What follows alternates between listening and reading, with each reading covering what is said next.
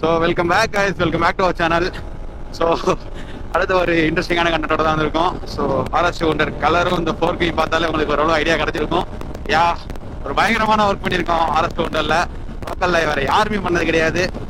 So நாங்களே ஒரு reference வந்து ஒரு கேரளா அந்த மாதிரி சைட்ல இருந்தால் பார்த்தோம். ஸோ அங்கேருந்து ஒரு ஆரம்பிச்ச ஐடியா இந்த அளவுக்கு ஃபுல்லாக வந்து கிட்டத்தட்ட ஒரு 1 year ப்ராஜெக்ட் இது. ஸோ இதை பற்றி அந்த வீடியோ ஃபுல்லாக பார்க்க போகிறோம். எப்போவுமே ஒரு மோட்டர் சைக்கிள் கம்ப்ளீட்டாக பின் டு பின் பண்ணி முடிச்சோம்னாலே நான் தான் கொண்டு வந்து இங்கே வீடியோவில் காட்டுவேன். இதே அப்படிதான். பட் ஆனால் இதில் என்ன அளவுக்கு ஒர்க் பண்ணியிருக்காங்க நான் என்னை விட இந்த பைக்கோட ஓனர் சொன்னாலே பெட்டராக இருக்கும்னு நினைக்கிறேன். ஸோ அவரே கூட்டு வந்திருக்கேன். ஸோ அவர்கிட்ட வந்து நம்ம ஃபுல்லாக அடுத்த விஷயத்தை கேட்போம். ஃபர்ஸ்ட் இன்ஜின் ஒர்க் எவ்வளோ ஆச்சு? இன்ஜின் ஒர்க் வந்து ஒரு 30,000 to 40,000 ஆச்சு. 30 to 40. லேபர் எவ்வளோ போட்டாரு? ரொம்ப சரியா ஞாபகம் இல்லை. அது ஒரு வருஷத்துக்கு மேலே ஆச்சு. 4000 போட்டுருப்பாரா? கூட வந்துருவாங்க 5,000 5000 6000 இன்ஜின் ஒர்க்குக்கு. கிராங்க் ஷாஃப்ட்டு ஃபுல்லாகவே கிளட்ச் பிளேட்டு கிட்டு எல்லாமே ஃபுல்லாக மாற்றிட்டு புதுசாக வேலை போட்டு. இன்ஜின் கேஸை தவிர மீதி எல்லாமே புதுசு. இன்ஜின் கேஸை தவிர மீதி எல்லாம் உள்ள எல்லாம் புதுசு மட்டும் 2 கேஸ் தவிர மற்ற எல்லாம் உள்ள எல்லாமே ஃபுல்லாகவே புதுசே போட்டது. சில ஸ்டார்லாம் கிடைக்கலன்னு ஒரு 3 மாதத்துக்கிட்ட வண்டி சும்மா இருந்துச்சு. வந்துட்டு அதுக்கப்புறம் இதுக்காக மட்டுமே நான் சென்னை போய் ஃபைன் பண்ணேன் ஃபுல்லாக தனியாக. BS3னாலே அது ஒரு தொல்லை. ஸ்பேர் அவ்வளோ சீக்கிரம் சோர்ஸ் பண்ணவே முடியாது. அதனாலேயே நின்றுக்கிட்டே இருக்கும். ஷோரூம்லலாம் ஃபுல்லாகவே பார்த்துட்டு ஒன்றுமே கிடைக்கலைங்க. இப்படி நின்றுட்டு இருந்தால் சரிப்பட்டு வராது அப்படின்னு சொல்லிட்டு இதுக்காகவே சென்னை போயிட்டு சின்ன சின்ன ஸ்பேர் அங்கே புதுப்பேட்டை அங்கே இங்கேன்னு சொல்லி மவுண்ட் ரோடில் இருக்க இது அப்படின்னு சொல்லி கிட்டத்தட்ட ஒரு தனியாக இதுக்காகவே செலவாக ஆட்டோ எடுத்து தனியாக அலைஞ்சிது. ஷோரூம் அவங்க இந்த ஷோரூமில் அந்த ஷோரூம் போங்க, அந்த ஷோரூமில் இந்த ஷோரூம் போங்க. அதெல்லாம் மொத்தமாக சேர்த்து 30,000 40,000 வந்துச்சா? எக்ஸ்பென்சஸ்லாம் எட் பண்ணால் அது இன்னும் வந்துடும். 50,000 வந்துடும். இன்னும் வந்துடும். 50,000. Oh my God. சென்னை தனியாக இதுக்காகவே பஸ்ஸை பிடிச்சி தனியாக போய் அது 2 தடவை போனேன். மேட்டர் என்னன்னா உள்ள throttle body to engine connect ஆகிற ஒரு ஃபிளாஞ்ச் ரப்பர் வரும். அது வந்து BS3க்கும் BS4க்கும் மாறும். BS4க்கு கிடைச்சிருக்கு, BS3க்கு கிடைக்கவே இல்லை. ஏன்னா இதுல இருக்க ஃபிளாஞ்ச் ரப்பர் வந்து ரொம்ப இதாயிடுச்சு, ரொம்ப வருஷம் ஆயிடுச்சுனால கொஞ்சமா ஸ்பாஞ்சி மாதிரி ஆயிடுச்சு ஃபுல்லா. அதுக்காக அந்த ஒரு அது வந்து வெறும் 153 ரூபா தான். ஆனால் கிடைக்காது கைஸ். இதே தான் என்னோட KTMக்கும் ஆச்சு. சிம்மு 4 சிம்மு துணுக்கு தான் 46 ரூபா 4 சிம்மு தான் கிடைக்கல. அதுக்காக ஒரு 3 மாதம் 4 மாதம் நான் அங்கங்கே கிளியரன்ஸ் எடுத்து அது பெரிய இஷ்யூ ஆயிடுச்சு. நார்மலாக நம்ம ஃபுல்லாக நம்ம ஒருத்தாலே இன்ஜினை ஃபுல்லாக வேலை பார்த்துருந்தா பிரச்சனை கிடையாது. ஆனால் என்ன ஆச்சுன்னா நான் ஆல்ரெடி ஒருத்தவங்கள்ட்ட கொடுத்து அது கொஞ்சம் ஸ்கேம் ஆகி இன்ஜினை நான் வேறு இடத்துக்கு திரும்பி கொண்டு போய் அங்கே சிம்மு மிஸ் ஆகிடுச்சு. ஸோ நம்ம தான் சிம் எடுக்கணும் பட்சத்தில் இப்படி தான் ஆச்சு. வேறு எது ரேராக ரொம்ப அலைஞ்சது? பெருசாக எதுவும் இல்லை. இன்ஜின் வர சின்ன சின்ன ஸ்பேர் எதுவுமே கிடைக்கல. அது பெரிய ஸ்பேராக இருந்தால் கூட மனசு ஏற்றுவேன். சரி பெரிய ஸ்பேர் கிடைக்கல, சின்ன சின்ன ஸ்பேர் கிடைக்கணுன்றதுக்காண்டி அந்த ஃபிளாஞ்ச் ரப்பர் வெறும் 153 ரூபா தான். அதுக்காக நான் இங்கேருந்து பஸ்ஸில் போயிட்டு சென்னையில் 1000 ரூபா பஸ் ட்ராவல் போயிட்டு வர 500 ரூபா 1000 ரூபா அங்கே போயிட்டு தனியாக ஃப்ரெண்டுகிட்ட வண்டிலாம் வாங்கிட்டு அதுக்கு உள்ளே ஃபுல்லாக சுற்றுறதுக்கு அதுக்கு ஒரு 500 ரூபா பெட்ரோல் ஆச்சு. வெறுமான 153 ரூபாய்க்காக நான் இன்னொரு தடவை போயிட்டு அதை மட்டும் வாங்கிட்டேன். இதுக்காக நான் போட்டு அவங்க ஷோரூம் காரங்களை டெய்லி ஃபோன் அடிச்சு டார்ச்சர் பண்ணி 10 ஷோரூம் காரங்க நம்பர் இல்லை என்கிட்ட இருக்கு. அது வந்துருச்சா அவங்க ஒரு 10 நாள் என்ன வளர்த்தி அது கிடைக்காது இது கிடைக்காது இப்போ வரும் அப்போ வளர்த்தி அதுக்காக என்ன டைம் ஆகி அது பெருசாக இழுத்துச்சாரு. ஸோ இவ்வளோ இது பண்ணி இன்ஜினை ரெடி பண்ணி அடுத்த 3 மாதத்தில் ஆக்சிடென்ட். 3 மாதத்துல திரும்பி 3 மாதத்தில் ஆக்சிடென்ட்னா எந்த அளவுக்கு அது நீயே சொல்ல. எந்த அளவுக்குன்னா ஃபுல்லாகாது. 4க்குலாம் 2 4க்கும் தனியாக குச்சி மாதிரி கையில் எடுத்துறாங்க.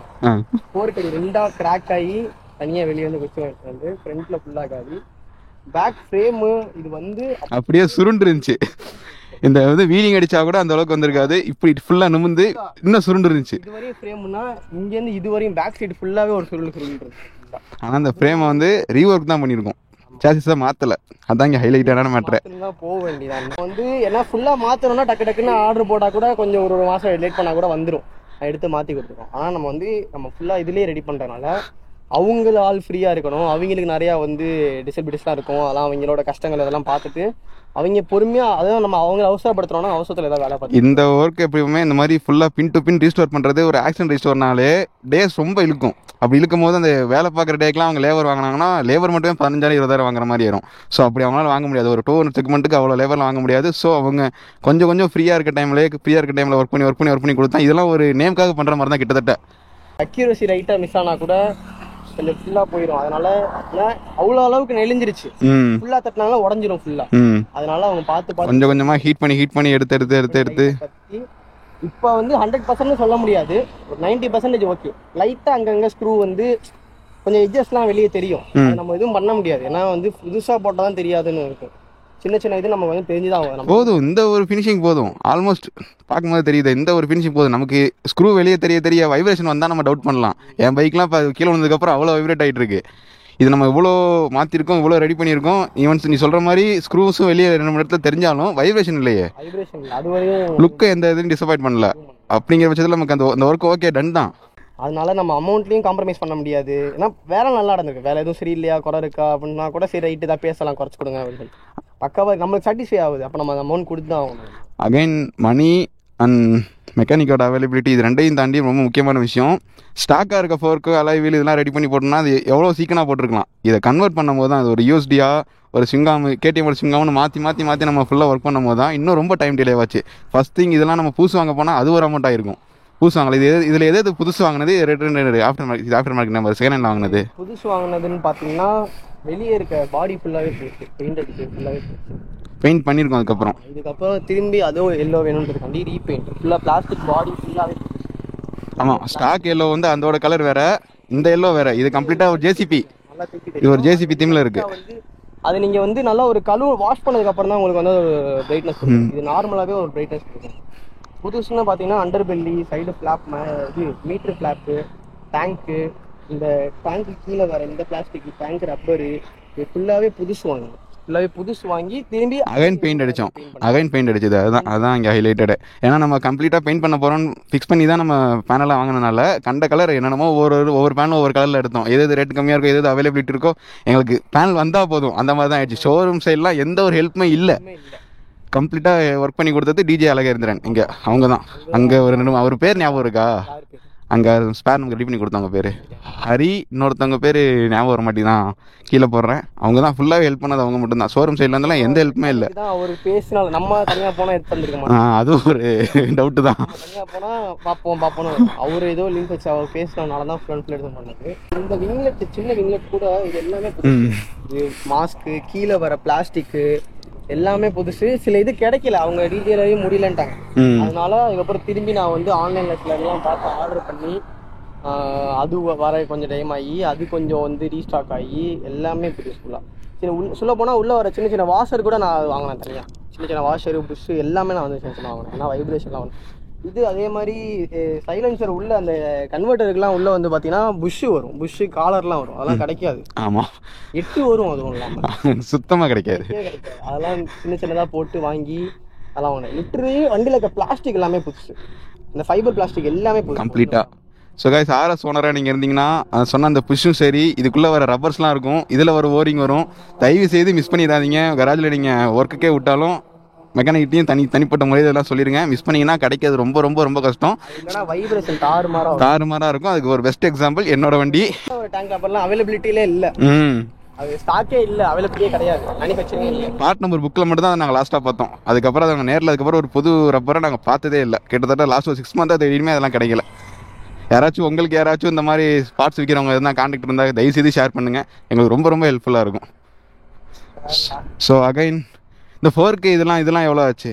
ஃபோர்க்கு, alloy wheel, caliper, swingarm, suspension, back caliper, back alloy wheel ஃபுல்லாகவே வந்து செகண்ட் ஹேண்டில் தான் வாங்கணும். இது இல்லாமல் டிஸ்க் பிளேட்லாம் புதுசு, டிஸ்க் பிளேட்டு, ஏபிஎஸ் பிளேட்டு ஃபுல்லாகவே புதுசு, ஹப்பு, ஸ்ப்ராக்கெட்ஸு, ஹப் எல்லாமே ஃபுல்லாக KTM 390 போட முடியுமான்னு ட்ரை பண்ணி பார்த்தோம்.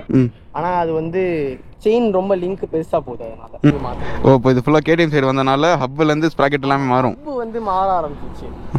நான் வந்து ஆக்சுவலாக வந்து ஸ்விங்காம் போடுற ஐடியாவே இல்லை. ஸ்விங்காம் வந்து வெறும் அலாய்ஸ் மட்டும்தான், அலாய்ஸ் அண்ட் ஃபோக்ஸ் மட்டும்தான் ஐடியா இருக்குது. ஸ்விங்காம் போடுற ஐடியாவே இல்லை.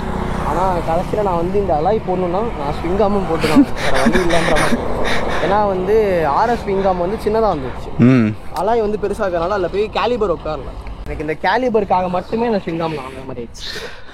ஸோ இது இந்த செகண்ட் ஹேண்டில் வாங்கினது மட்டும் டோட்டலாக எவ்வளோ வந்துச்சு? செகண்ட் ஹேண்டில் வாங்கினது மட்டும் 25 to 30,000. 25 to 37. இது இல்லாமல் 2 டிஸ்க் பிளேட்ஸு, அது ரெண்டும் அது 3,000 ஃப்ரண்ட் டிஸ்க் பிளேட்டு, பேக்கில் 1,500 to 2,000 வருது. அந்த மாதிரி ரேஞ்சில் வந்துச்சு. டயர்ஸ் ரெண்டுமே பூசு போட்டாச்சு. அதுக்கப்புறம் டயரும் பூசு போட்டாச்சு. KTM மாடல் ஸ்டாக்கில் வரது போட்டாச்சு, புது பைக்கில் வருது அதுலேயே போட்டாச்சு. அது வந்து 2 டயரும் கேட்டு 7,500 சம்திங். போக போக நம்மளும் ஒரு மெக்கானிக் தான் போல அப்படின்னு ஃபீல் கொடுக்க வச்சிருது. அங்கேயே ஃபுல்லாக நாட்கள் ஃபுல்லாக இருந்தேன். என் டியூக் வேலை பார்க்கும்போது அப்படி தான் ஆச்சு. எதுவும் இல்லை. அப்புறம் இந்த சஸ்பென்ஷனுக்காகவே உள்ள வந்து பேட்டரி பாக்ஸ் உட்காரும்ல, அது டேரெக்டாக போய் அங்கே தட்டுமே. ஏன்னா இது வந்து சஸ்பென்ஷன் நல்லா ப்ராடா இருக்கும். ஆர்எஸோட வந்து கொஞ்சம் ஒல்லியா வந்துட்டு இங்கே பேட்டரி பாக்ஸ் வரும். இதுக்கு டேரெக்டாக நீலா இங்கே கீழே வந்து சஸ்பென்ஷன் வரும். ஏன்னா பேட்டரி பாக்ஸ் அது கூட பிரச்சனை இல்லை. லைட்டாக பேட்டரி பாக்ஸ் அரைச்சிக்கலாம்னா ECM போர்டு வரும் பேட்டரி பாக்ஸ் அங்கேயே தான் வரும் ஆர்எஸ்ல. அதனால அதுவும் பிரச்சனை வரக்கூடாதுன்றதுக்காண்டி ஃப்ரேம் பேட்டரி பாக்ஸ் உட்கார்ற ஃப்ரேம்லேயே அறுத்து அப்படியே கொஞ்சம் பேக்கில் பின்னாடி தள்ளி வச்சோம் எல்லாமே. அதை கரெக்டாக உட்கார அளவுக்கு கரெக்டாக வர அளவுக்கு இது கரெக்டாக அந்த கேப் ஒரு இன்ச்சு கேப்லாம் ஒரு இன்ச்சு கேப்ல ஃப்ரேம் ஃபுல்லாக அறுத்துட்டு பேட்டரி பாக்ஸ் அப்படியே பின்னாடி தள்ளி வச்சோம். பின்னாடி தள்ளி வச்சிருக்கீங்க. ECM பாதிக்கக்கூடாது, தட்டவும் கூடாது அடியில் போயிட்டு. ஸோ பார்ட்ஸுக்கு மட்டுமே ஒரு அரௌண்ட் ஒரு 50 to 60K ஆயிடுச்சு. 60K வந்துருச்சு.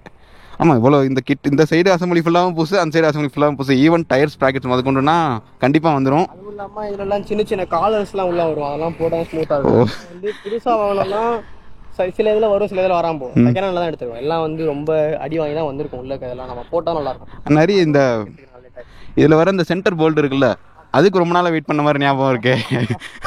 ஏன்னா உள்ள வந்து இந்த மாதிரி ஒரு ஸ்டெப் ஒன்று உள்ள இந்த ஃப்ரேம்ல இருந்து இதே மாதிரி உள்ள அந்த சைடு ஒரு ஸ்டெப் ஒன்று, அந்த ஸ்டெப்பு வந்து RS விங்காம் கரெக்டாக இருக்கும், இது கரெக்டாக இருக்கும். அது உள்ள நிறைய வேலை இருந்துச்சு. அதுவும் அந்த ஸ்டெப்பை நாங்கள் வந்து அறுக்கிற மாதிரி இருந்துச்சு. அறுக்கிறது இந்த ஸ்டீல் பயங்கர ஸ்ட்ராங்காக இருக்கு. 4 பிளேட்டு கிட்டத்தட்ட உடஞ்சி 4 மணி நேரம் வேலை பார்த்து அந்த இதை அடிச்சு தேய்ச்சோம். அறுக்கவே முடியல. வெறும் ஒரு 2 இன்ச் ஒரு 10 சென்டிமீட்டர் பம்பு தான் இருக்கும். அதில் இந்த பம்பை அறுக்கவே முடியல. அதுக்கப்புறம் அந்த பம்பை அறுத்து இது உள்ள உட்காருதா என்னன்னு கரெக்டாக ஃபிட் பண்ணிட்டு, அதுக்கப்புறம் இந்த கன்வெர்ட்டரும் உட்காருதா இல்லைன்னு நம்ம செக் பண்ணணும். அது மட்டும் உட்காந்தா எனக்கு வந்து எக்ஸாஸ்ட் போடுறதுல வந்து விருப்பம் இல்லை. எக்ஸாஸ்ட் போடுறது வந்து எக்ஸ்ட்ரா போடுறது விருப்பம் இல்லை. எனக்கு பிடிக்கவே அது போட்டும் பிரயோஜனம் இல்லை. 200cc போட்டு அது பிரயோஜனமே இல்லை. இன்ஜின் தான் காலி ஆகும். ஒரு 390 வச்சிருக்கா ஓகே, ஒரு 600 வச்சிருக்கா ஓகே. 200cc ஒன்றுமே தெரியாது. அதுதான் எனக்கு இதுதான் வேணும், ஒரிஜினல் தான் வேணும் அப்படின்றதுக்காக தான் வச்சுருந்தேன். இதெல்லாம் கரெக்டாக உட்காருதான்றதை பார்த்துட்டு அதுக்கப்புறம் போட்டுட்டு உள்ளதான் இதில் வந்து ஸ்விங்காம் திரும்பி வந்து இது டியூக்கோட ஸ்விங்காமே வாங்கணும், KTM ஸ்விங்காம் தான் வாங்கணும். அது லென்த் அதிகமாக வந்து அதை திரும்பி நான் அறுத்து அதில் த்ரெட் ஏற்றி ஒவ்வொரு வேலையும் பார்த்து அது டைட்டு வச்சு இது கரெக்டாக இருக்கா, ஆடுதா, ஃபங்க்ஷன் ஆகுதா அப்படின்றத பார்த்து ஒரு நாள், அதாவது ரெகுலரைஸ்டாக டெய்லி அவரால் இதை பார்க்க முடியாது. ஆமாம், end of the day movement இருக்கணும். ஆமாம், அந்த மூவ்மெண்ட் இல்லைனா அப்புறம் அது எதுக்கு இவ்வளோ ஒர்க் பண்ணி அது ஒரு கேள்விக்குறி ஆயிரும். ஃபுல் அண்ட் ஃபுல் இதிலேயே ஒர்க் பண்ணுங்க நம்மளால சொல்ல முடியாது. ஏன்னா அவர் இதை தாண்டி மற்ற வேலைகளும் அவங்களுக்கு இருக்கு. நம்ம வந்து அவங்களையும் பார்க்கணும், எல்லாமே பார்க்கணும். நம்ம மட்டும் பார்த்தா அது சரிப்பட்ட செல்ஃபிஷாக இருக்க முடியாது. அதை புரிஞ்சிக்கவே ஒரு 3-4 மாதம் ஆயிடுச்சு. நம்ம புரிஞ்சிக்கவே ஒரு 3-4 மாதம் ஆயிடுச்சு. இதில் நம்ம ஒர்க் பண்ணும்போது தான் எவ்வளோ உடம்பு செலவாகுது, எவ்வளோ இதாகுது நமக்கு தெரிஞ்சிச்சு. அதனால் அது பண்ண முடியாது. அதுக்கப்புறம் சஸ்பென்ஷனுக்கும் இன்னும் செலவாகுது. அண்ட் தென் இந்த USD ஒர்க்ஸ் போட்ட RSலாம் நிறையா பார்த்துருக்கேன். ஸ்ட்ரெயிட்டாகவே இந்த டியூக் கார் ஹேண்டில் பார் தான் போட்டிருப்பாங்க, அதான் யூஸ் பண்ணியிருப்பாங்க. இது எப்படி இந்த ஹேண்டில் பார் எப்படி பாசிபிள்? இது எப்படின்னா, இது டாப் லைட் வந்து டியூக்கோட டாப் லைட் ஃபுல்லாகவே டியூக்கோட டாப் லைட். இந்த இடத்துல நம்ம வந்து அந்த ஃபோர்க்கை க்ளோஸ் பண்ணுறதுக்கு ஒரு நட்டு மாதிரி வரும் KTMக்குலாம். ஓகே, அதில் வச்சு தான் அதுக்கப்புறம் தான் வந்து RCலாம் பார்த்தீங்கன்னா அதுலேருந்து தான் வர மாதிரி இருக்கும். ஆமாம், அதுலேருந்து ஹேண்டில் வெளியே வரும். அதுலேருந்து RCலாம் வர மாதிரி இருந்தால் RCயோட ஹேண்டில்லாம் இங்கே வந்து ரொம்ப இடிக்கணும், ஓட்டவே முடியாது. ரொம்ப இன்னும் வேற குனிஞ்சு ஓட்டுற மாதிரி ஆகிப்போயிடும். நம்ம வந்து அறுக்கிற மாதிரி வந்துடும். RSோட அட்வான்டேஜ் நல்ல ஒரு ஈஸியான பொசிஷனில் அதிகமாக க்ரூஸ் பண்ணுறது தான். அது அட்வான்டேஜ் குறைஞ்சிரும். அதனால இப்போ இந்த இடம் இருக்கு பார்த்தீங்களா, இது வந்து நாங்கள் தனியாக மேக் பண்ணது தனியாக வந்து லேத்தில் கொடுத்து அது அந்த மூடியிலேருந்து ஒரு 2 இன்ச் இவ்வளோ பேத்துக்கு ஸ்டெப்பு, இந்த கப்பு போய் உட்கார்ற மாதிரி, இந்த ஹேண்ட்பார் கப்பு போய் இப்படி செட் ஆகிற மாதிரி ஒரு 2 இன்ச்சுக்கு ஸ்டெப்பு பண்ணி தனியாக மேக் பண்ணி. வாவ். ஸோ இப்போ இந்த லாக் செட் எப்படி, இது பஜாஜ் சைடு இருந்தா இல்லை இது KTM சைடு இருந்தா? KTM சைடு தான் ஃபிட் ஆச்சு. இது ஒன்றும் பிரச்சனை ஆகும். இது பிரச்சனை இல்லை. இது ஒன்றும் பிரச்சனை ஆகலை. இதில் தான் மேட்டர் ரொம்ப நான் இந்த 2 இது வெயிட் செய்யறதுக்கு எனக்கு வந்து ரேட் அதிகமாச்சு. ஏன்னா மிஸ்டேக்ஸ் ஆகும், கரெக்டாக அலைன்மெண்ட் பார்த்து ஹைட்டு கரெக்டாக ரெண்டுமே ஏன்னா ஒன்று செஞ்சதாக இருந்தால் கரெக்டாக இருக்கும். ரெண்டுமே ஈக்குவலாக இருக்கணும். ஏன்னா அது வந்து ஒரு ஹேண்ட்பார், நம்ம வந்து ஓட்டிகிட்டு இருக்கும்போது ஏதாவது பிரச்சனை வந்துச்சுன்னா நம்மளால ஒன்றுமே பண்ண முடியாது. மெட்டீரியல் மேட்டர் பார்க்க வேண்டியது. வாபில் ஏதாவது ஆச்சுன்னா முடிஞ்சு போச்சு. ஏன்னா வந்து நம்ம வந்து ஒரு 80-90 ஓட்ட போதும், டெய்லி ஓட்டுருவோம். ஆனால் சம்டைம்ஸ் ஸ்பீடு இருப்போம். ஏன்னா நல்லா ஒரு பவர் மிஷின், இது நம்ம திரும்ப போயிட்டே இருக்கும். அந்த மாதிரி ஒரு மிஷின் நம்ம திரும்ப கண்டிப்பாக போகும்போது ஏதாவது பிடிங்கிச்சுன்னா நம்மளால ஒன்றுமே பண்ண முடியாது, அவ்வளோ முடிஞ்சிருச்சு. அதனால இதில் நான் நிறைய ஸ்பெண்ட் பண்ணிட்டு ஃபுல் அண்ட் ஃபுல் ஸ்டெயின்லெஸ் ஸ்டீலில் போட்டேன். எவ்வளோ வந்துச்சு அந்த அளவுக்கு? எவ்வளோ ஆச்சு இதில் மட்டுமே எனக்கு ஒரு 4000க்கு மேலே வந்துச்சு. 4000க்கு மேலே வந்துருச்சு. பண்ணிட்டு இது பண்ணுறேன். ஏன்னா அது வந்து த்ரெட்டு இறக்கணும், உள்ளே இருக்க ஸ்ப்ரிங்கு போய் கரெக்டாக ஃபங்க்ஷன் ஆகிற அளவுக்கு உட்காரணும். ஃபஸ்ட்டு அதனால கரெக்டாக அதெல்லாம் பார்த்து பண்ணுறதுக்கு இது மட்டுமே எனக்கு 4000. ஏன்னா 2-3 தடவை அது பண்ணாங்க கரெக்டாக உட்காரலாம். எடுத்தோன்னே இது வந்து யாரும் பண்ணல அவ்வளோக்கா. நான் யார்கிட்ட போய் கேட்டால் தெரியலன்ட்டாங்க, யாருக்கு இது மாதிரிலாம் பண்ணதில்லை அப்படின்னு தெரியலன்ட்டாங்க. நான் வந்து யூடியூப்ஸ்லாம் சில வீடியோலாம் பார்த்து எப்படி பண்ணுறாங்க என்ன பண்ணுறாங்கன்றது நம்ம பார்க்கலாம். இல்லை இது ரேர் தானே. ஆமாம், ஆர்எஸ்ல யூஎஸ்டி ஃபோர்க்கில் ரொம்ப ரேரான தானே பண்ணிட்டு இருக்காங்க. வேற மாதிரி பண்ணியிருந்தாங்க. சரி இது ரெஃபரன்ஸ் எடுத்தது தான், இந்த மாதிரிலாம் இருக்குது இந்த மாதிரிலாம் இருக்குன்னு சொல்லிட்டு ரெஃபரன்ஸ் எடுத்தது. அதுக்கப்புறம் அந்த மாதிரி பண்ணதான் நான் கொஞ்சம் கொஞ்சம் தேடி பண்ணியிருந்தாங்க. கேரளாவில் ஏதோ 2 பைக்ஸ் 1 பைக்ஸ் நான் பார்த்தேன். ரொம்ப ரேர் தான். அதுலேயும் அவங்க தெளிவாக எதுவுமே காட்டலை இந்த மாதிரி. அப்போ நம்மளா போயிட்டு லேத்தில் இருக்கோம். நம்ம ஸ்டேட்ல மொத்தமாக இந்த மாதிரி யூஎஸ்டி ஃபோர் போட்டு எத்தனை பைக் இருக்குன்னு தெரியல. பட் ஆனால் என்ன சேகப்பட்ட திருச்சிலேயே இருக்கு. திருச்சிலேயே 2-3 வண்டி இருக்கு. அந்த அதுதான் இந்த 2 ஹோலில் சிங்லான் வர போகிறது ஈஸியான வேலை. இது இந்த கிளிப்பான்ஸை நம்ம லாக் பண்ணுறது தான் ஹெவியான வேலையை சொல்கிறான். நான் 4000 கிட்ட ஆயிடுச்சுங்கிறான். இவ்வளோ பெரிய வெயிட் ஹைட் அட்ஜஸ்ட் பண்ணிக்கிறோம், அது கரெக்டாக வைக்க. அதனால வெயிட்டு. அதே மாதிரி நான் திரும்பி இதை உட்கார வைக்கணும்னா இதுக்கு ஒரு ஹோல் போடணும் கரெக்டாக பொசிஷனுக்கு. அதுக்கப்புறம் வந்து பார்த்தீங்கன்னா இந்த இடத்துல வந்து இந்த இது பிடிக்கிறது இருக்குல்ல கோன் செட்லேயும் கொஞ்சம் வந்து லைட்டாக ப்ராப்ளம் ஆச்சு. அதுவும் நான் வந்து லைட்டாக டீ ஸ்டெம்லலாம் லைட்டாக வந்து லேத்தில் கொடுத்து த்ரெட்டெல்லாம் கொஞ்சம் இன்க்ரீஸ் பண்ணி. டீ ஸ்டெம்பில் வர கீழே வர த்ரெட்டு கீழேருந்து இப்படி பைப் மேலே வரும் இல்லையா, அந்த த்ரெட்டெல்லாம் வந்து கேடிஎம் ஓடது போட்டால் ரொம்ப ஹைட்டாக இருக்கு. ஏன்னா இது வந்து டாப் லைட் எல்லாமே கேடிஎம் ஓட போனா ஹைட் ரொம்ப இருந்துச்சு. ஓகே, அதை அறுத்துட்டு திரும்பி தேவையான அளவுக்கு த்ரெட்டை போட்டு ஆர்எஸோட ஃப்ரேமில் உட்கார அளவுக்கு நான் பண்ணுவேன். அந்த மாதிரி பண்ணேன். கம்ப்ளீட் இன்ஜினியரிங், கம்ப்ளீட்டாக இன்ஜினியரிங். போகிற போக்கில் சாப்ரின்னு சொல்லிட்டு போயிடுறாங்க. ஒர்க்கு இங்கே இப்போ இறங்கி பார்த்தா தான் தெரியுது எவ்வளோ கஷ்டம் வந்துச்சு. அது ஒன்று பண்ணும்போது எவ்வளோ இது வந்துச்சு அது வந்துச்சுன்னு பார்த்தா தலையே வெடிச்சிரும். அதனால தான் அது நம்ம இறங்கி நான் வந்து வெளியே பார்க்கும்போது இவ்வளோதானே வேலை, இப்படிதானே இதெல்லாம் முடிஞ்சிடும் அப்படின்னு. ஆனால் ஒரு தடவையும் உள்ள டீப்பாக இறங்கும் போது தான் டிஃபிகல்ட்டிஸ் தான் தெரிய வந்துச்சு. எவ்வளோ சின்ன மைன்யூட்டாக சின்ன மிஸ்டேக் பண்ணாலும் அது பெருசாக பாதிக்கும். இப்போ இதில் என்ன எனக்கு சின்ன மைன்யூட் மிஸ்டேக் இருக்குது. ஏன்னா இந்த அலைன்மெண்ட் நான் போடும்போது ஒரு இன்ச் ஹோல் நான் வந்து கொஞ்சம் லைட்டாக வந்து நான் தள்ளி போட்டேன். இங்கே லைட்டாக தள்ளி உள்ளே போனது இங்கே பெரிய இம்பாக்ட் ஆகிடுச்சு. ஆமாம், ஒன் சைடு லைட்டாக இழுக்கிற மாதிரி லைட்டாக இருக்குது. ஏன்னா இது வந்து கொஞ்சம் நம்ம அந்த பெண்டான மாதிரி இருக்கும் ஹேண்ட் ஃபீல் ஆகும். இங்கே ஒரு லைட்டாக 1 இன்ச் தள்ளது இங்கே வெளியே ஃபுல்லாகவே தள்ளிடுச்சு. அப்போ நான் திரும்பி இதை நான் வாங்கிட்டு திரும்பி நான் புதுசாக ஒரு ஹோல் போட்டு நான் சரி பண்ணிக்கலாம். இப்போதைக்கு எப்படி இருக்குன்னு மொத்தமாக இன்னும் வேறு ஏதாவது இருந்துச்சுன்னா அப்போ பார்த்துட்டு பண்ணிக்கலாம், என்னென்ன பண்ணணுமோ மொத்தமாக பண்ணிக்கலாம் அப்படின்னு சொல்லி வச்சுருக்கேன் நான். டன். ஸோ இந்த ஒரு ஸ்டேட்மெண்ட் அஃபென்சிவாக தான் இருக்கும். ஒரு ஓரளவு கொஞ்சம் பணக்கார பையனாக இருந்தோ இந்த மாதிரி ஒர்க் பண்ணுறதுலாம் ஒரு மேட்ரு கிடையாது. ஒரு மிடில் கிளாஸ் பாய் அகைன் ஒரு ஸ்டூடெண்ட்டு, அதான் ஒரு பெரிய இஷ்யூ. ஒரு ஸ்டூடெண்ட்டாக இருந்து ஒரு 1.5 வருஷம் பைக்கு கராஜில் கொடுத்துட்டு வந்து டக்குனால காசு ரெடி பண்ண முடியாது. வேலைக்கு போயிட்டு இருந்தேன். அப்போ நான் வந்து டிப்ளமோ முடிச்சு வேலைக்கு போயிட்டு இருந்தேன். அப்போ இன்ஜின் வேலை பார்த்தேன், என் காசுலேயே ஃபுல்லாக பார்த்துட்டேன். நான் வந்து வீட்லேயும் ஃபுல் அண்ட் ஃபுல் டிபெண்ட் பண்ணி நான் கேட்க முடியாது. கொஞ்சம் கொஞ்சமாக அப்பப்போ வேலைக்கு போகிற காசுலாம் சேர்த்து வச்சு கையில் கிடைக்கிற காசு ட்ரெஸ்ஸை நான் ஒரு ட்ரெஸ்ஸு கூட எடுக்காமல் அதெல்லாம் சேர்த்து வச்சு மட்டும். இது உங்களுக்கு பார்க்கும்போது ஒரு மாதிரி எமோஷ்னலாக நாங்கள் ஏதோ சென்டிமெண்ட்டாக பேசுகிற மாதிரி இருக்கும். பட் ரியாலிட்டியில் பர்சனல் லைஃப்பில் நிறைய விஷயத்தை சாக்ரிஃபைஸ் பண்ணி தான் இங்கே இதில் இவ்வளோ ஒரு அவுட்புட்டை காட்ட முடியுது. இதெல்லாம் எதுக்கு தானே பண்ணின்னு கேட்டால் எங்கள் டீம் பதில் கிடையாது, ஆசை. பிடிச்சிருக்கு அவ்வளோதான். இதை இப்படி பார்க்கணும் ஒரு ஆசை, பார்த்தாச்சு. நான் இவ்வளோ காசு கொடுத்து ரெடி பண்ணும்போது எனக்கு நிறைய இது வந்துச்சு. வித்துரு அகைன் இது இருக்கு. எவ்வளோ மேனிபுலேஷன் மாதிரி அது எப்படி நமக்கே ஒரு மனுஷன் தோணும், பேசாமல் வித்துட்டே புரிஞ்சு வண்டி வாங்கிடலாமா, நம்ம எதுக்கு இவ்வளோ கஷ்டப்படுத்துறோம். இதுக்குன்னா நம்ம வந்து 2-3 வண்டி வச்சுட்டு இது ஒரு வண்டி வேலை பார்க்க அப்படிலாம் இல்லை, ஒன்றுதான் இருக்கு. இது இல்லைன்னா இல்லை, பிடிச்சி எடுத்தது ரொம்ப. அதனால எனக்கு விட மனசு இல்லைன்னு எல்லாத்தையும் தான் சொல்லுவேன், எனக்கு இதை விட மனசு இல்லை, அவ்வளோதான். ஸோ மோஸ்ட்டாக வந்து இந்த ஸ்போர்ட்ஸ் பைக் யூஸ் பண்ணுற பசங்க 2 கேட்டகரியாக பிரிக்கலாம். ஆல்ரெடி வீட்டில் காரு பைக் எல்லாமே இருக்கும், அது இல்லாமல் ஒரு ஷோரூம்லேருந்து ஒரு ட்ரீம் பைக்குன்னு சொல்லி வெளியே எடுப்பாங்க. எங்களை மாதிரி பசங்க இல்லை எப்படின்னா, வீட்டில் அப்பா வண்டி இருக்கும், ஒரே ஒரு வண்டி இருக்கும், அதை ஒரு 2 வருஷம் ஓட்டிட்டு அடுத்து எனக்கு ஸ்போர்ட் பைக் வேணும்னு சொல்லிட்டு அடம் முடிச்சு சண்டை போட்டு பெரும் போராட்டங்கள் தாண்டி இந்த ஒரு பைக் எடுக்கிறது. அப்படி எடுக்கிற பைக் தான் ஓட்ட தெரியாமல் ஒரு கரெக்டான ஒரு கைடன்ஸ் இல்லாமல் இன்ஜினை சீஸாக்கி அதில் ஒரு 40,000 செலவு பண்ணி எல்லாமே அதுக்கு அந்த கற்றுக்கிறதுக்கு இவ்வளோ எக்ஸ்பென்ஸ் ஆகுது. அதுதான் இங்கே ஒரு பெரிய பிரச்சனையே. பட் வேறு வழியும் கிடையாது. வி ஆர் இண்டியன்ஸ், டாக்ஸஸ்லாம் கட்டி தான் ஆகணும். இதில் அந்த ஒரு விஷயத்தை நோட் பண்ணிங்களா, நீங்கள் ஒரு 50,000 பொருள் வாங்கினீங்கன்னா அதில் ஒரு 15,000-13,000 டேக்ஸ் மட்டும் கட்டியிருப்பீங்க. அந்த 8%. என்னோட டியூக்கு இன்ஜின் வேலை பார்க்கும்போது எனக்கு அது மட்டும்தான் எனக்கு திரும்ப ஓடிட்டே இருந்துச்சு. எனக்கு கிட்டத்தட்ட பாதிக்கு மேலே குறைஞ்சிருக்க மாதிரி. ஆமாம், ஒரு 1 லேக்ங்கிற பட்சத்தில் ஒரு 30,000 குறைஞ்சிருக்கும் டேக்ஸ் மட்டும் இல்லைனா. கம்ப்ளீட்டாக இல்லைன்ற தேவையில்ல, ஆனால் இந்த அளவுக்கு டேக்ஸு. நான் வந்து ஒரே இடத்துல மட்டும் வச்சு வேலை பார்க்க முடியாது. லேத்துக்குனா அங்கே குறிப்பிட்ட ஒரு 12 தானே அவங்க எடுத்துகிட்டு போகணும், வண்டி டோ பண்ணிட்டு போகணும். அதுக்கப்புறம் இது குட்டியானலாம் எடுத்துகிட்டு போகணும், அதுக்கு ஒரு எக்ஸ்பென்ஸ். நான் வந்து இறங்கினதே குட்டையானத்தில் தானே போட்டு சுருட்டி கொண்டு வந்தீங்க. சுருட்டி கொண்டு முடியல, 4 கிலோமீட்டர் உடஞ்சிருச்சு. இப்படி இருந்துச்சு ஃபுல்லாக வீல். ஆக்சிடென்ட் எப்படியாச்சு? ஆக்சுவலாக அது வந்து காலேஜ் போயிட்டு இருந்தது. யார் மிஸ்டேக் அது?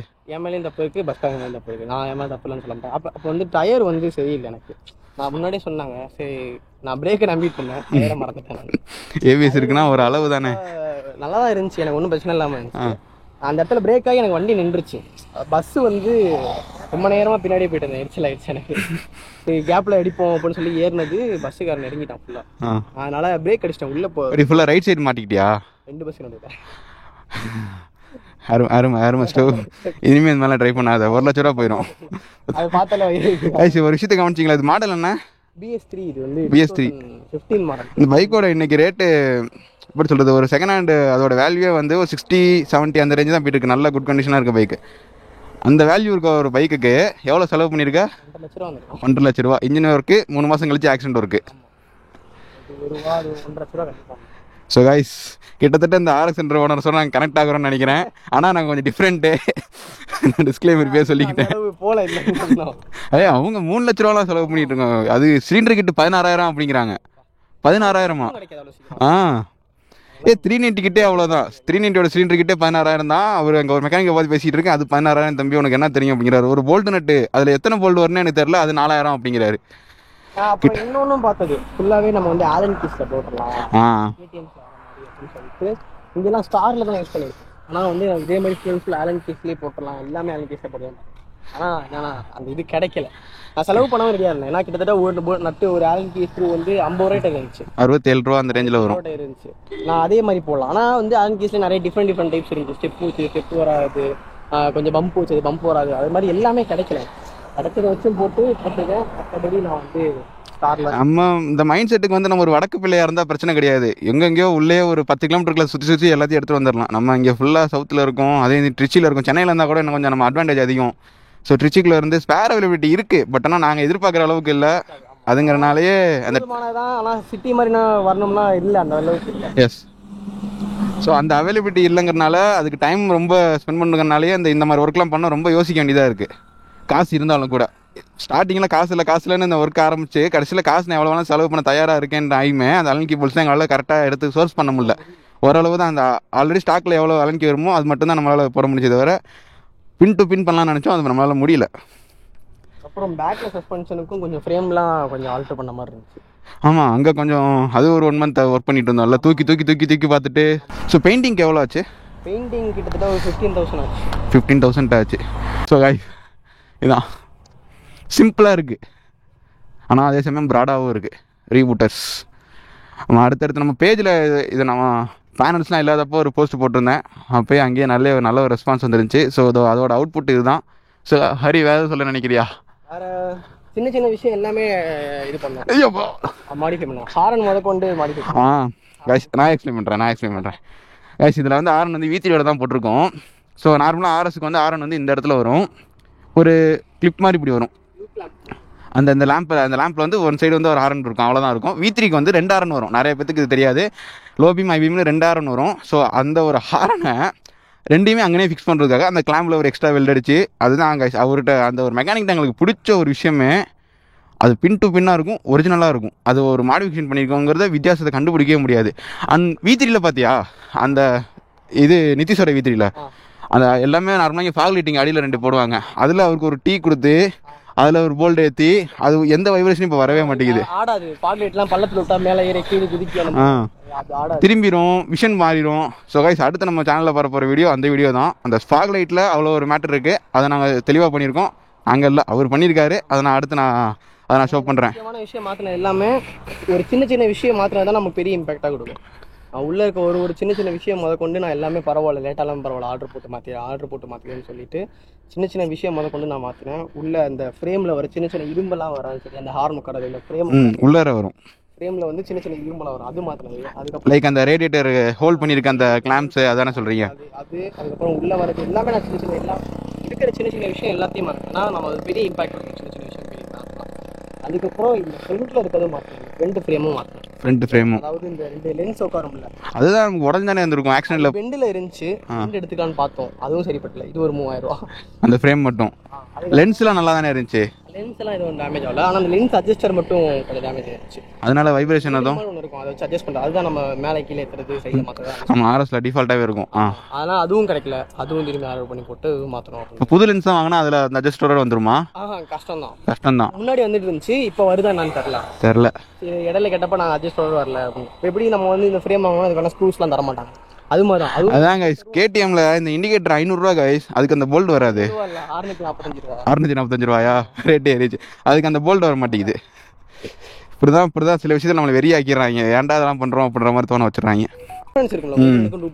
என்ன தண்ணி உள்ள போயிடும், பிரைட்னஸும் அந்த லெவல் மாறும், குவாலிட்டி வராது. ஏன்னா எல்லாமே பண்ணிட்டு அதை மட்டும் டூப்ளிகேட் பண்ணா என்ன டைல் டெடியாவே போடல தானே, டைல் டெடி போடல. பின்னாடி லைட் இதுலயே நம்ம வந்து மாடிஃபிகேஷன் பண்ணி வைக்கலாம்னு ஐடியா இருந்துச்சு. டிஆர்எல் போட்டு டிஆர்எல் மாதிரி போட்டு வைக்கலாம்னு ஐடியா இருந்துச்சு. ஃபர்ஸ்ட் ரொம்ப டைம் ஆச்சு, காசு எல்லாம் வச்சு ஃபர்ஸ்ட் வண்டி எடுத்துரும் ஃபர்ஸ்ட், அதுக்கப்புறம் வேணா பண்ணுங்க. இந்த நான் ஃபிளாப் கொண்டு நான் பிடிச்சிட்டோம். இந்த ஃபிளாப், இந்த கப்பு, இந்த 2 டெய்லு, இந்த ஃபிளாப், இதெல்லாம் ஆர்சியோடது போட்டது. இதெல்லாம் ஆர்சியோட செயின் கவர் அந்த உள்ள வரைய வரது எல்லாமே ஆர்சியோடது. அதுக்கப்புறம் மாஸ்டர் சிலிண்டர் கிட்டும் வந்து கேட்டு. ஆமா, கேலிபர்ஸ் கேடிஎம்ஸ்ல வரும்போது அது அங்கதானே வந்தாகணும். அதுக்கப்புறம் கொஞ்சம் இதெல்லாம் வந்து கேடிஎம்லாம் பாத்தீங்கன்னா அந்த ஒயர்லாம் வெளியே தெரியாது. கேடிஎம்லாம் கொஞ்சம் வந்து இப்படி மேல இப்படி கொஞ்சம் டக்கிள் பண்ணி உட்காந்துருக்க மாதிரி இருக்கும் நேக்கட்லயே. ஆமா, ஆனா அதுல வந்து பின்னாடி ஃபுல்லா வயர் இருந்தது, இதுல அப்படி வராது. அதனால இந்த சின்ன சின்ன விஷயம் தான் நிறைய இருந்துச்சு பெருசா. இது எக்ஸாஸ்ட் இல்லைன்னா அது பின்னாடி இருந்து பார்க்கும்போது ஒரு ஷார்ப்பாக அப்படின்னு இப்படி வெளியே போகிற மாதிரி இருக்குது. இதே இந்த எக்ஸாஸ்ட் வந்துருச்சுன்னா அது தனியாக கொஞ்சம் ஒரு துண்டா தூக்கிட்டே நிற்கும். பேக் லைட்டும் ஃபர்ஸ்ட் நான் கழட்டக்கூடாது. இந்த பேக் லைட் நல்லா இருக்கும், ரொம்ப பிடிக்கும். நான் ஃபர்ஸ்ட் வாங்கின புதுசில் அதை நான் கழட்ட வேணாம் அப்படியே இருக்குன்னு பார்த்தேன். பட் ஆனால் இந்த ஒர்க்குக்கு அப்புறம் அந்த லைட் எப்படி சில பேர் சொன்னாங்க அது கழட்டினா நல்லா இருக்கும். அப்போ எனக்கு தோணல, கழட்டினா பிடிக்காதுன்னு நான் நிறைய பேர் சொன்னாலும் கழட்டவே மாட்டேன். ஒரு தடவை கழட்டி பார்த்தா நல்லா இருக்கு இந்த மாதிரி ஓட்டுறது அப்படின்னு சொல்லிட்டு. ஆனா வந்து பின்னாடி நம்ம ப்ராப்பரா வந்து ரெட் லைட் இண்டிகேட்டர்லாம் நான் வச்சிருவேன். அதான் சேஃபும் கூட முக்கியம். அது நம்ம அது வண்டியிலே ரொம்ப முக்கியம். நான் இப்போ வைக்காம இருக்கானா, இப்போ வண்டி வெளியே எடுக்கல அவ்வளோக்கா. ரெடி பண்ணி அதான் ஆயுத பூஜைக்கு டெலிவரி கொடுத்தோம் கைஸ். ஆயுத பூஜை டெலிவரி கொடுத்து பூஜையை போட்டு நிற்கிது. இப்போ தான் கொண்டு வந்திருக்கோம். மழை பெஞ்சதுனால வெளியே எடுத்ததுனால சகதியாக இருக்கு. ஸோ இந்த வெயிட் சேஞ்ச் ஆயிருக்கு. வெயிட் என்ன சொல்ல போனால் ஆட் ஆயிருக்கு. சேஞ்ச் கூட இல்லை, ஆட் ஆயிருக்கு. வெயிட் அடிக்கும். விங்காம் கூட வெயிட் கம்மியா இருக்கும் அதோட கம்பேர் பண்ணுமா. அலாய்ஸ் அண்ட் ஃபோக்ஸ் ஃபுல்லா வெயிட் அதிகம். ஃபோக் யூஸ்ட் இருக்கு, நல்லா ஸ்ட்ராங்கா இருக்கு. ஆனா முன்னாடி இருந்ததுக்கு இப்போ பைக் ரொம்ப ஸ்டெடியா இருக்குல்ல, ரொம்ப ஸ்டெடியா போகும். நம்ம எப்படி சொல்றது, அதெல்லாம் ஒரு அந்த ஃபீல் கிடைக்கும் உங்களுக்கு. நீங்க அதை ஓட்டிட்டு இதை ஓட்டும் போது ஒரு ஸ்மூத்னஸ் ஃபீல் கிடைக்கும். நார்மலா கேடிஎம் ஓட்டுறது ஒரு தனி ஃபீல். ஆனா ஆர்எஸ்ல வந்து நார்மல் ஃபோக்கஸ் இதை ஓட்டும் போது அந்த ஃபீல் நல்லா இருக்கும். நமக்கு வந்து இப்போ இந்த ஹேண்ட்பேர் பொசிஷனும் மாறல, எதுவும் மாறல, அதே மாதிரி தான் இருக்கு. ஃபோர்க் மட்டும் யூஎஸ்டி சின்ன மைனூட் சேஞ்ச் இருக்கு, அது நல்லா இருக்கு. ஹேண்டில் பார் ஸ்டாக்காவே ஆர்எஸோட ஹேண்டில் பார் வந்து சூப்பரா இருக்கும். நம்ம டூரிங்கும் பண்ணலாம், ரேசிங்கும் பண்ணலாம். ஓப்பனா சொன்னா அது ரெண்டுமே பண்ணலாம்.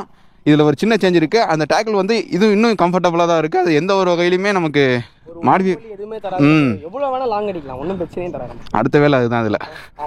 ஸோ கைஸ் இதுல நான் பண்ண மாட்டேன், ரொம்ப ஃபீல் பண்ணுவாப்புல. டாப் அண்ட் வரை செக் பண்ணி பார்த்துட்டு நான் கோப்ரோ அவர்கிட்ட கொடுத்துட்றேன். ஃபியூச்சர்ல டாப் அண்ட் செக் பண்ணி பார்த்து அந்த வீடியோ நான் ஆட் பண்ணிடுறேன். இதுவும் ரேரு. இது எப்படின்னா கிடைக்கும் 150 வரது கிடைக்கும். அது ரொம்ப பிராடா இருக்கும், பெருசா இருக்கும், செட் ஆகாது. இந்த சைஸ்ல கிடைக்கிறது கஷ்டம். பஜாஜ் லோகோ. அதுக்கப்புறம் அந்த சைடு பாத்தீங்கன்னா டிடிஎஸ் ட்ரிபிள் ஸ்பாக் லோகோ. அந்த கேஸ்ல வருது, ஆப்போசிட்ல அப்படியே காயில் கேஸ்ல வருது. அது எல்லாமே நான் எதுவும் கிடைக்கல. சாரி, கிளட்ச் கேஸ் வருது, அந்த சைடு தானே கிளட்ச் கேஸ்ல வருது. அதுவும் ஏன்னா வாங்குறது பண்றோம், எல்லாமே புதுசா பண்ணிடுவோம் பண்றதுக்காண்டி. BX6 ஓடது. இந்த ஆரோ வருது BS6. அதுக்கப்புறம் கீழே வருதுல அந்த ஃபிளாப், அடியில வர ஃபிளாப். ஏன்னா இது வந்து ஒரு சின்ன ஓட்ட மாதிரி கொடுத்துருக்கோம். ரப்பர் வந்து க்ளோஸ் ஆக இருக்கும். BS3 சின்ன எல்லாம் BS3 எல்லாம் ஒன்னா வரும்னு நினைச்சு போட்டேன். நான் கொஞ்சம் மாட்டும் போது ஒன்றும் பிரச்சனை இல்லை. அதில் நல்லா தான் இருக்கு. இந்த கார்பன் இந்த ஒரு ஃபினிஷிங்லாம் நல்லா தான் இருக்கு. டிஃபரன்ஸ் தெரியுதா? மைனூட்டா இருக்கும். ஆனா கொஞ்சம் நல்லா கழுவிட்டு பழக்கம் சூப்பரா இருக்கும். அப்புறம் இந்த சின்ன சின்ன விஷயம், இந்த கிரில்லு இதெல்லாம் பெயிண்ட் சூப்பரா இருக்கு. அவர் பெயிண்டர் பயங்கரமான ஆள் கைஸ். அவர்கிட்ட தான் நம்ம கிளாஸ் போயிட்டு இருக்கோம். ஃபியூச்சரில் இதை பற்றி நான் தெளிவாக பேசுகிறேன். இதெல்லாம் பெயிண்டிங் பண்ணியிருக்கோம். இந்த எல்லோவே பாருங்கள், ஓவராலாகவே ஒரு ஜேசிபி எல்லோ, ஸ்டாக்கு எல்லோ வந்து இப்படி இருக்காது. இந்த எல்லோ எனக்கு ரொம்ப பிடிச்சிருச்சு. கண்டிப்பாக. ஏன்னா ஆனால் நம்ம வந்து பண்ணலாம், நம்ம ஓட்டுறதை பொறுத்து இருக்கு. இப்போ நம்ம மெக்கானிக் அண்ணா வந்து ஃபுல்லாகவே பண்ணி கொடுத்துருக்காரு. பீடிங் பீடிங் மாதிரி வருது. அவர் வந்து ஒரு வித்தியாசமான டேப் மாதிரி இருக்கும். அது நார்மல் செலோ டேப் மாதிரி இருக்காது, டபுள் சைஸ் செலோ டேப் மாதிரி இருக்காது. அது கொஞ்சம் நல்ல குவாலிட்டியாக ஒரு மாதிரி எப்படி சொல்கிறது, ஒரு ரப்பர் மாதிரி இருக்கும். அதை வச்சு ஃபுல் அண்ட் ஃபுல். ஆனால் இது மாட்டுறதுக்குனே அவர் கிட்டத்தட்ட ஒரு RS நார்மலாக மாட்டினா ஒரு 1/2 hourல மாட்டி முடிச்சிடலாம். ஃபுல் ஃபயரிங் வாங்கலாம். கிட்டத்தட்ட 1.5 hour ஒன்றா பார்த்து எவ்ரி RS வந்து நாங்கள் அங்கே கராஜுக்கு சர்வீஸ் வந்துச்சுனாலே, ஒரு பீரியட் சர்வீஸ் வந்துச்சுனாலே அதை பிரித்து வேலை பார்க்குறதுலாம் செகண்டரி. எண்ட் ஆஃப் த டே அதை நாங்கள் திரும்பி அதை நாங்கள் அசம்பிள் பண்ணும்போது அவர் மட்டும்தான் அசம்பிள் பண்ணுவார், தொட விட மாட்டார். RSனா மட்டும். ஏன்னா இங்கேயே தெரியும், இந்த மீட்டர்லாம் தெரியும். இந்த மீட்டர்கிட்ட தான் முக்கியமாக நிறைய வைப்ரேஷன் பயங்கரம். என் வண்டியில் வருது, ஐயோ என் வண்டியை நினைக்க எனக்கு வெறி ஆகுது. தெரியுதா ஒரு மாதிரி ஒரு பீடிங் எல்லாமே ஃபுல்லாக அந்த டேப் அரெஸ்ட் பண்ணி இங்கேருந்து இந்த மீட்டர் சைடில் ஃபுல் அண்ட் ஃபுல் பாடி கிட்ட எங்கெங்கெல்லாம் வருதோ அங்கே ஃபுல்லாகவே அந்த டேப் மாதிரி வச்சு அரெஸ்ட் பண்ணி தான் இருக்கணும். நல்லாயிருக்கும், அது வைப்ரேஷன் வராது. இப்போ நம்ம இதை வந்து எப்படி நல்லா தான் இருக்கும். ஃபுல் அண்ட் ஃபுல்லாக எக்ஸ்ட்ரா நம்ம ஏதாவது கழட்டோம் திரும்பி ஒரு சர்வீஸ் பண்ணோம்னா, அப்போ நம்ம ஒரு தடவை கழட்டிட்டு மாட்டாலும் திரும்பி அந்த வைப்ரேஷன் திரும்பி வர ஆரம்பிச்சிடும்.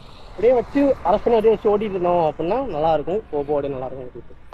அதுதான் இந்த சின்ன பைக் மாதிரி இல்லாமல் இந்த ஸ்போர்ட் பைக்னாலே ஒரு ஆள் கைப்பட வச்சு ஓட்டுங்க. இந்த மாதிரி V3லாம் பார்த்தீங்கன்னா டிஸ்மேண்டில் பண்ணுறது இதெல்லாம் ஈஸியாக இருக்கும். நானே கொஞ்சம் பண்ணிட்டு இருப்பேன். அதெல்லாம் 2 நிமிஷம் கையோட்டனா இது கழட்டணும். அதெல்லாம் தலைவலி புஷாக எவ்வளோ தலைவலி. இது நான் இதை கழட்டினாலே உள்ள எல்லாத்தையும் கழட்டினா எல்லாத்தையும் கழட்டினா தான் கழட்டுற மாதிரி இருக்கும். ஆனால் டிசைன் யார் பண்ணான்னு தெரில. ஆனால் நல்லா இருக்கு குவாலிட்டி. அந்த பிளாஸ்டிக் குவாலிட்டிலாம் சூப்பராக இருக்கும். ஒரு ரா ஃபீல் கிடைக்கும். அது ஒரு பைக். ஆனால் V3லாம் போனால் அந்த ஃபீல் கிடையாது, அப்படியே காற்று மாதிரி போகிற மாதிரி இருக்கும். ரா ஃபீல் கிடைக்கும். V3 அது கம்ப்ளீட்டாக வேற ஸ்மூத்னஸ். அது வந்து இது ரா எப்படி சொல்கிறது, 5000 RPM மாதிரியே ஒரு மாதிரி போயிட்டு இருக்கும். 5000 RPM மாதிரி கிட்டத்தட்ட இது V3 மாதிரி தான் போயிட்டு இருக்கும். ஒரு டேக்கிள் தான், கியர் ஷிஃப்ட் பண்ணி டவுன் பண்ணி ஒரு இழுத்தா அந்த சவுண்டும் நல்லா இருக்கும். அந்த சவுண்டு தாங்க அந்த செக்மெண்ட் கில்லர். திருவ சவுண்ட் வர மாதிரி அந்த மாதிரி இருக்கும். 6 கீரை போட்டு ஒரு 120 130 போயிட்டு இருப்போம். ஆனாலும் ஒரு பேலன்ஸ், ஒரு ட்விஸ்ட் வந்து பேலன்ஸ் இருக்கும். இது பண்ணோம்னா அதுக்கப்புறம் இன்னும் கொஞ்சம் ஒரு புல் இருக்கும். அந்த கடைசி கியர்லயும் ஒரு புல் இருக்கிறது தான் இந்த செக்மெண்ட்ல நமக்கு பிடிச்ச விஷயமே. RPM லாக் ஆகி இடிச்சாலும் ஒரு லாக் ஆகிட்டு திரும்பி வரும். லாக் ஆகிட்டு திரும்பி. ஸோ அதான் கைஸ், நான் ஏற்கனவே சொன்னதான், ஒரு ஷோரூமில் நின்றுட்டு இருக்க ஒரு பைக்கை நீட்டாக டேரெக்டாக போய் எடுத்துகிட்டு ஒரு வருஷம் பயங்கரமாக ஓட்டிட்டு அந்த லைஃப் ஸ்டைல் கம்ப்ளீட்டாக வேறு. இந்த பைக் எடுத்தால் வைப்ரேஷன் வரும், இந்த பைக் எடுத்தால் போலீஸ் பிடிப்பாங்க, இந்த பைக் எடுத்தால் இந்த ப்ராப்ளம்ஸ்லாம் வரும் அப்படின்னு சொல்லி எல்லாம் தெரிஞ்சும் இந்த பைக்குக்கு ரீசேல் வேல்யூ இல்லை, இந்த பைக்கில் இவ்வளோ ஃபால்ட் இருக்குது, இவ்வளோ பிரச்சனை இருக்குது, டிஃபால்ட்டாக இவ்வளோ இருக்குது, ஸ்பேர் அவைலபிலிட்டி இல்லைன்னு எல்லாம் தெரிஞ்சும் ஒன் ரீசன் எனக்கு இது பிடிச்சிருக்கு, இதை நான் ரெடி பண்ணுவேன் அப்படின்னு நினச்சி பண்ணுறேன். இந்த பசங்க கம்ப்ளீட்டாக வேறு. ஸோ இது ரெண்டுத்தையும் குழப்பிக்காதீங்க. வி ஆர் நாட் சாப்ரி. அதை நான் இங்கே தெளிவாக சொல்லிக்க விரும்புகிறேன். ஸோ இவ்வளோ பண்ணால் எங்களுக்கு இங்கே ஒரு மியா கலிஃபா ஸ்டிக்கர் ஒட்ட தெரியாமல் இல்லை. இந்த அங்கே ஒரு வேற என்னோட ஓட்டிகிட்டு இருந்தானுங்க. அங்கெல்லாம் என்னென்னமோ ஒட்டி என்னென்னமோ பண்ணுறானுங்க கைஸ். அவங்களையும் எங்களையும் சேர்த்து பேசும்போது எனக்கு ரொம்ப கில்ட் ஆகுது. அழகா இருக்கணும். நம்மளுக்கு தோன்றது அடுத்தவன் என்ன நினைக்கிறான், இப்படி பண்ணிக்கலாமே ப்ரோ, இப்படி பண்ணா இது வந்து நீங்க வந்து இப்போ லேட்டஸ்ட் ஜென் பைக் வாங்கினா தான் எல்லாரும் பார்ப்பாங்க. இந்த ஒரு தாட் இப்போ இருக்க பசங்களுக்கு இருக்கு. இப்போ நம்ம ஏஜ்ல பைக் வாங்கணும்னு நினைக்கப்பெல்லாம் ஓகே பைக் எடுக்கணும் இருந்தோம். ஆனால் இதுதான் எடுக்கணும்னு ஒரு மைண்ட் செட் இருந்துச்சு.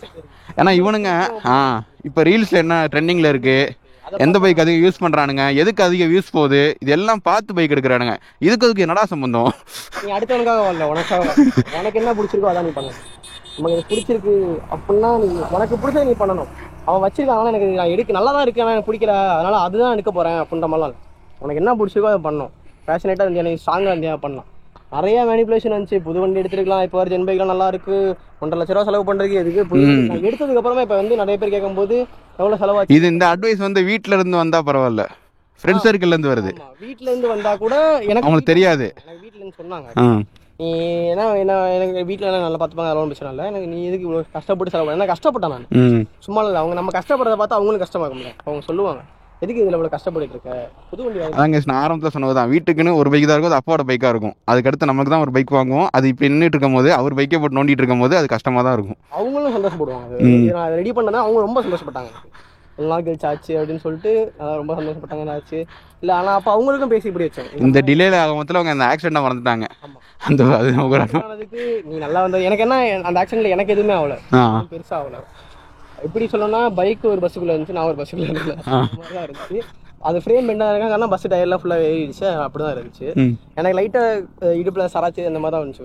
ஆக்சிடென்ட் ஒன்றும் போயிடுச்சு. அந்த இடிச்ச செகண்ட் விழுந்திருந்தா பைக் பெருசாக ஏதோ லாக் ஆயிருக்காது, டயருக்குள்ள மாட்டிடுச்சு. பஸ்ஸில் இடிக்கல, இடிச்சோ நசிக்கோ விடல. நான் பிரேக் அடிச்சேன், எனக்கு பிரேக் கண்ட்ரோல் இப்படி பக்கம் வந்துச்சு. டயர் சிரியனால டயர் ஸ்கிட் ஆகி உள்ளே போயிட்டாங்க. உள்ளே போயிட்டீங்க. இந்த இப்படி ஸ்கிட் ஆகி பஸ் இங்கிட்ட ஒன்று போய் நான் வண்டி வந்து பஸ்ஸுக்குள்ளே போயிடுச்சு. நான் இங்கிட்ட ஒன்று போயிட்டேன். ஒரு எதுவும் கேஸ் எதுவும் போறீங்களா அப்படின்னு நம்ம என் மேலே தான் தப்பு இருக்கு. தப்பு இல்லைன்னா சொல்லலாம். கண்டிப்பாக நான் அப்படி ஓட்டிக்க கூடாது, என் மேலே தப்பு. நான் அதெல்லாம் எதுவும் வேணாம், என் மேலே தப்பு இருக்கு, நான் ஃபுல்லாக பார்த்துக்கிறேன் அப்படின்னு சொல்லிட்டு அவங்க பஸ் டிரைவர்ஸ் எதுவும் இது பண்ணிக்கலாம். கவர்மெண்ட் பஸ்ஸோ, அதான் அட்வான்டேஜஸ். அதனால அவங்களுக்கு வந்து கேட்டாங்க, எதுவும் பண்ணுறீங்களா, கேஸ் எதுவும் போறீங்களா தம்பி, நாங்கள் எதுவும் இருக்கணுமா அப்படின்னு கேட்டாங்க. அதெல்லாம் இல்லைண்ணே, என் மேலே தப்பு இருக்கு, நான் பார்த்துக்கிறேன் அப்படின்னு. சரி அவங்களும் போயிட்டாங்க. அப்புறம் 10 நிமிஷம் தான் விழுந்து 10 நிமிஷம் எடுத்து வந்து ஓரமாக வண்டி இழுத்து போட்டு நின்று உங்களை பிள்ளைங்க கால் பண்ணி ஃபோன் பண்ணி கிட்டே எடுத்து போட்டாச்சு. ஸோ வீடியோ முடிச்சுக்கலாமா? எல்லாம் சொல்லிட்டியா? எல்லாம் பற்றி பேசுறதுன்னா என்ன போயிட்டே இருக்கும். பாட்காஸ்ட் மாதிரி போட்டு உட்காந்துடலாம் 1 ஹவருக்கு. கஷ்டத்துக்குலாம் பற்றி பேசலாம். ஏன்னா சில பேர் நினைப்பேன் என்னடா மேட்டர் இருக்கு, வண்டு போயிடுவாங்க, இது வந்து பெரிய விஷயமா அவன் பேசிட்டு இருக்கான். நம்ம உள்ள டீப்பா இறங்கும் போது தான் ஒரு விஷயம் நம்ம பிடிச்சி அவர் மெக்கானிக்கா நான் மெக்கானிக்கான்ற டவுட் வந்துடும். ஃபுல்லா அதுல இன்க்ளூட் ஆயிரும். கேட்டால் அவர் இன்னும் பெருசா சொல்றாரு. என்னென்ன வந்து அவன் வந்து மேலோட்டமா இப்படி இருந்துச்சு சொல்லுவோம். அவர் இன்னும் மெக்கானிக்கல் டேர்ம்ஸ்ல டீப்பா பண்ணும் போதெல்லாம் பெருசா போகும். அதுல அவரோட டேர்ம்ல அவரோட கராஜ் அவரோட ஓனருங்கிற மைண்ட் செட்ல இருந்து இதை பார்க்கும்போது கம்ப்ளீட்டா வேற மாதிரி தெரியும். ஏன்னா அதான் நான் வந்து திரும்ப சொல்றேனே, நாங்க ஒரு ஸ்டார்டிங் ஒரு 3-4 மந்த்ஸ் வந்து எப்போ ரெடி பண்ணி தருவீங்கன்ற அந்த கேள்வி மட்டும் தான் எங்க சைடு இருந்து வரும். சீக்கிரம் தாங்க கொடுங்க அப்படின்னா அது ஒரு டிஃபிகல்ட்டிஸ்லாம் நமக்கு தெரியல. இதெல்லாம் பண்ண அவர் மேலோட்டமா வாயில சொல்லிட்டாரு, இதெல்லாம் பண்ண போறோம், இதெல்லாம் பண்ண போறோம்னு சொல்லிட்டாரு. சொல்லிட்டு இதுதான் அவங்க ஆமா இப்போ இதெல்லாம் பண்ண போறோம் தானே, எப்போ பண்ணுவீங்க எப்போ பண்ணுவீங்க. உள்ள இறங்கும் போது தான் தெரிஞ்சிச்சு எவ்வளோ பிரச்சனை இருக்கு, அவர் எவ்வளோ கஷ்டப்படுறாரு. அது ஒரு ஏன்னா தனியாலாம் வந்துட்டு போற நம்மளும் வந்து இப்போ நம்ம டெய்லி போய் நிற்க முடியாது. அதில் நம்ம காலேஜ் போவோம், அங்கே போவோம்.